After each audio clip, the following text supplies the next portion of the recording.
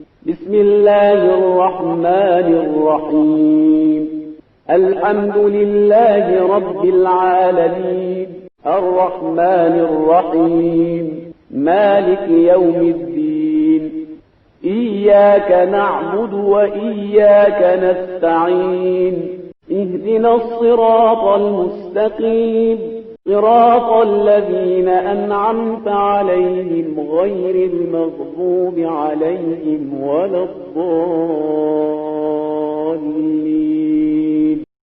اعوذ باللہ من الشیطان الرجیم. بسم اللہ الرحمن الرحیم. الحمد لأہلہ والصلاۃ علی اہلہا. السلام علیکم ورحمۃ اللہ وبرکاتہ. آؤ کتاب پڑھیں. چہاردہ معصومین علیہم الصلاۃ والسلام کی حالات زندگی پیش کرنے کی سعادت حاصل کر رہے ہیں، اور ہماری گفتگو اس سے پہلے امام علی رضا علیہ الصلاۃ والسلام کی حالات طیبہ بیان کرتے ہوئے تمام ہو چکی ہے. آج ہم انشاءاللہ امام محمد تقی علیہ السلام کی حالات زندگی کا آغاز کرتے ہیں.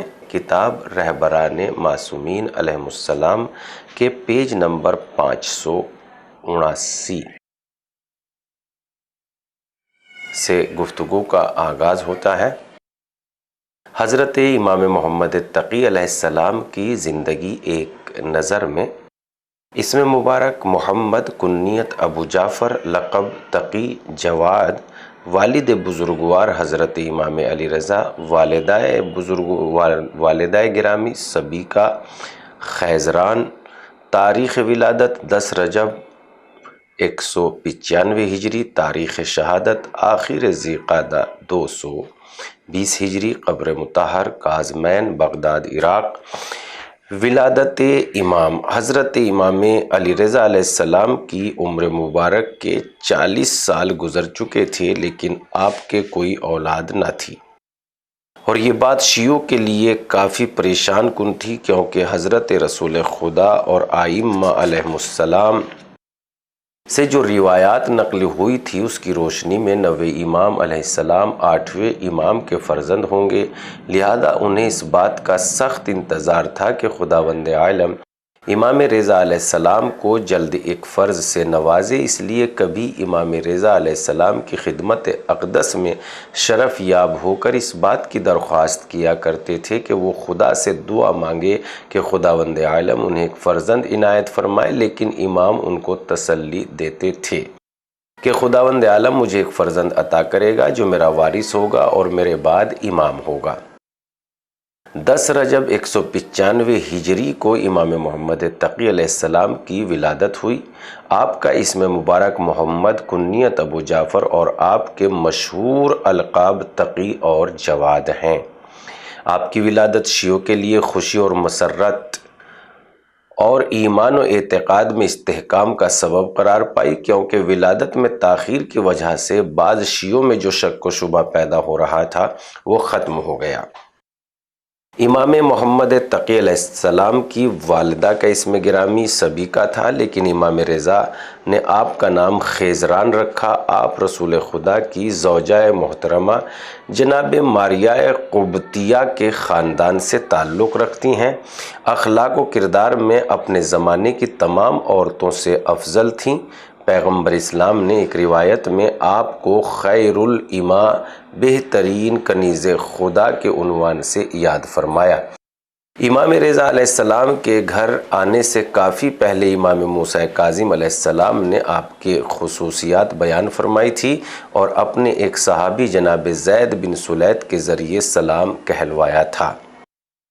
امام رضا علیہ السلام کی ہمشیرہ جناب حکیمہ کا بیان ہے کہ امام محمد تقی علیہ السلام کی ولادت کے موقع پر میرے بھائی نے مجھ سے کہا کہ میں خیزران کے پاس رہوں، اور ولادت کے تیسرے دن نومولود نے آنکھیں کھولی، آسمان کی طرف دیکھا اور دائیں بائیں نگاہ کی اور فرمایا اشہد ان لا الہ الا اللہ و اشہد ان محمد رسول اللہ۔ یہ دیکھ کر میں سخت حیران ہوئی اور اپنے بھائی کی خدمت میں حاضر ہوئی۔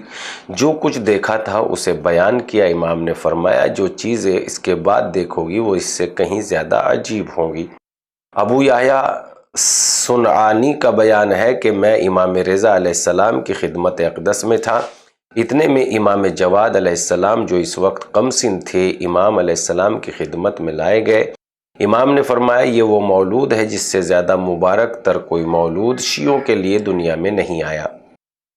امام کا یہ ارشاد شاید اس بنا پر ہے کہ جس کی طرف ہم ابتدا میں اشارہ کر چکے ہیں کہ امام محمد تقی علیہ السلام کی ولادت سے شیعوں کا یہ توہم بالکل ختم ہو گیا کہ امام رضا کا کوئی جانشین نہیں ہے۔ آپ کی ولادت نے شیعوں کو شک و تردید میں مبتلا ہونے سے بچا لیا۔ نوفیلی کا بیان ہے کہ جس وقت امام رضا علیہ السلام خراسان تشریف لے جا رہے تھے اس وقت میں نے امام کی خدمت میں عرض کیا کہ میرے لائق کوئی خدمت یا کوئی پیغام تو نہیں ہے۔ فرمایا تم پر واجب ہے کہ میرے بعد میرے فرزند محمد کی پیروی کرو، اور میں ایک ایسے سفر پر جا رہا ہوں جہاں سے واپسی نہیں ہوگی۔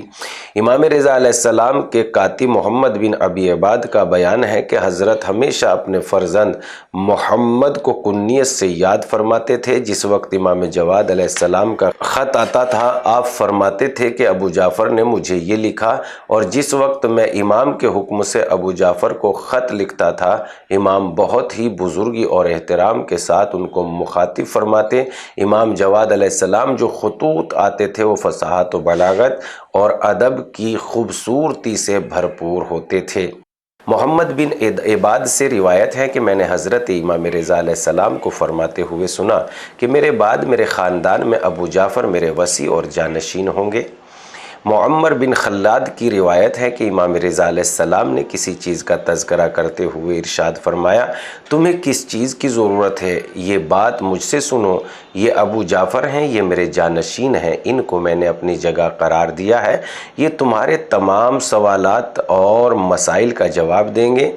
ہم اس خاندان سے ہیں جہاں بیٹا باپ سے حقائق و معارف کی بھرپور میراث حاصل کرتا ہے۔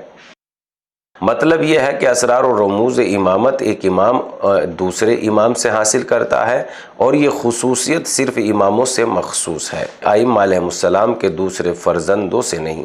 خیرانی کا بیان ہے، خیرانی نے اپنے والد سے روایت کی ہے کہ میں خراسان میں حضرت امام رضا علیہ السلام کی خدمت اقدس میں تھا۔ ایک شخص نے حضرت سے دریافت کیا کہ اگر آپ کو کوئی حادثہ پیش آ جائے تو اس وقت ہم کس کی طرف رجوع کریں؟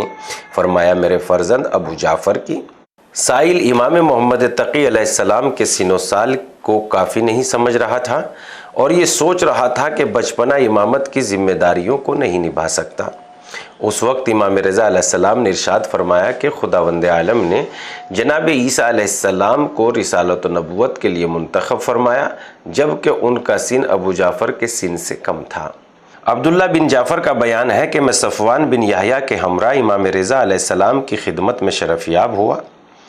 امام محمد تقی علیہ السلام بھی وہاں تشریف فرما تھے۔ اس وقت آپ 3 سال کے تھے۔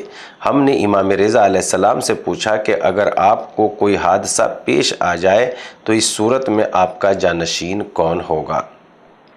امام نے ابو جعفر کی طرف اشارہ کرتے ہوئے فرمایا میرا یہ فرزند۔ عرض کیا اسی سن و سال میں؟ فرمایا ہاں اسی عمر میں۔ خداوند عالم نے جناب عیسیٰ کو اپنی حجت قرار دیا جبکہ وہ 3 سال کے بھی نہیں تھے۔ امامت امام علیہ السلام۔ امامت بھی نبوت کی طرح ایک عطیہ الہی ہے جسے خدا اپنے منتخب و برگزیدہ اور شائستہ بندوں کو عطا فرماتا ہے، اور اس عطا میں سن و سال کی کوئی قید و شرط نہیں ہے۔ وہ لوگ جو نبوت و امامت کو بچپن کے ساتھ ناممکن خیال کرتے ہیں وہ ان الہی و آسمانی مسائل کو معمولی اور عادی باتوں پر قیاس کرتے ہیں، جبکہ نبوت اور امامت کا تعلق خداوند عالم کے ارادے و مشیت سے ہے۔ خداوند عالم اپنے بندوں میں سے جس کو شائستہ سمجھتا ہے اسے لامحدود علم عطا کرتا ہے۔ لہذا ممکن ہے کہ خداوند عالم بعض مسئلے کی بنا پر تمام علوم ایک بچے میں ودیت کر دے اور اسے بچپن میں ہی نبوت یا امامت کے عہدے پر فائز کر دے۔ ہمارے نویں امام جعفر امام محمد تقی علیہ السلام 8 یا 9 سال کی عمر میں امامت کے عظیم منصب پر فائز ہوئے۔ معلی بن احمد کی روایت ہے کہ امام رضا علیہ السلام کی شہادت کے بعد میں نے امام تقی علیہ السلام کی زیارت کی، آپ کو آپ کے خد و خال قد و اندام پر غور کیا تاکہ لوگوں کے لیے بیان کر سکوں۔ اتنے میں امام محمد تقی علیہ السلام نے ارشاد فرمایا، اے معلا، خداوند عالم نے نبوت کی طرح امامت کے لیے بھی دلیل پیش کی ہے، اور ارشاد ہوتا ہے وَآتَيْنَاهُ الْحُكْمَ صَبِيًّا، ہم نے بچپن میں یحییٰ کو نبوت عطا کر دی۔ محمد بن حسن بن عمار کی روایت ہے۔ میں 2 سال سے مدینے میں علی بن جعفر کی خدمت میں حاضر ہوتا اور وہ روایتیں لکھتا تھا جسے وہ اپنے بھائی امام موسیٰ بن جعفر علیہ السلام سے اپنے لیے بیان کرتے تھے۔ ایک دن ہم لوگ مسجد نبوی میں بیٹھے ہوئے تھے، اتنے میں امام تقی علیہ السلام تشریف لائے۔ ان کو دیکھتے ہی علی بن جعفر برہنہ پا اور بغیر ابا کے احترام کے لیے اٹھ کھڑے ہوئے اور ان کے ہاتھوں کا بوسہ لیا۔ امام نے فرمایا، چچا جان آپ تشریف رکھیں، خدا آپ پر رحمت نازل فرمائے۔ عرض کیا، آقا میں کیوں کر بیٹھ سکتا ہوں جبکہ آپ کھڑے ہوئے ہیں؟ جب علی بن جعفر واپس آئے تو ان کے دوستوں اور ساتھیوں نے ان کی ملامت کی، آپ ان کے والد کے چچا ہیں اور اس طرح ان کا احترام کرتے ہیں۔ علی بن جعفر نے کہا کہ خاموش رہو، اپنی داڑھی پر ہاتھ پھیرتے ہوئے فرمایا، جب خداوند عالم نے اس سفید داڑھی کو امامت کے لیے لائق نہیں سمجھا اور اس جوان کو اس کے لیے سزاوار قرار دیا ہے، تم یہ چاہتے ہو کہ میں ان کی فضیلت کا انکار کر دوں؟ میں تمہاری باتوں کے بارے میں خدا سے پناہ مانگتا ہوں، میں تو اس کا ایک بندہ ہوں۔